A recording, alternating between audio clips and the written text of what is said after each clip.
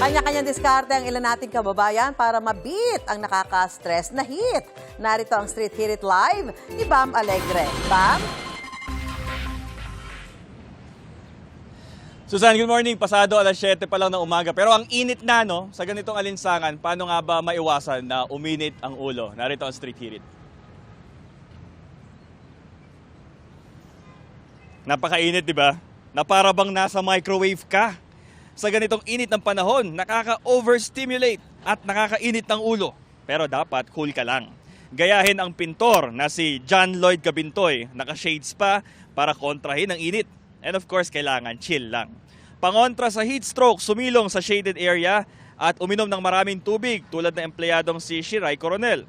Paano naman daw hindi iinit ang ulo ng rider na si Anthony Sagala dahil mainit na nga sa bahay, mataas pa ang presyo ng kuryente.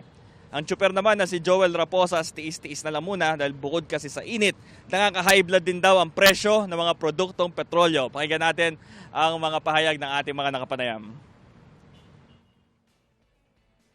Pero nakita ko naka-shades ka, sir. Mainit kasi. Paano mo pinapanatili sarili mo na cool lang? Kalmado lang ako palagi, sir. Kasi ganda naman lagi tuwing umaga. Kailangan stay calm at saka kailangan po uminom lagi ng tubig para stay hydrated po. Yun. Laban sa init ang panahon. Sa lahat, lagi pong malagkit sa pakiramdam. Lalo na po yung usok at saka po yung nangyari sa Nabotas. Na yung usok po umaabot hanggang dito po sa Pasay. Nakakainit ng ulo, sir, yung charge ng Meralco ngayon, sobra. Ang dami niyang charges, tapos biglang dumoble yung amount. Ang init ng panahon, tapos ganun pa yung naging bill ng kuryente, parang nakaka-high blood na eh. Mainit eh. Ang mainit na, no? Ngayon pa lang. Paano nyo iniwasan, sir, na uminit ang ulo, sir?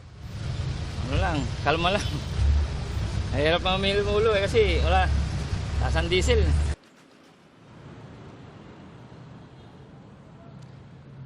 Pero Susan, sabi nga yung pikon daw talo, kaya wag tayong papatalo sa init ng panahon. Ito ang Hit Hirit ng Street Hirit mula rito sa Pasay, Bam Alegre para sa GMA News.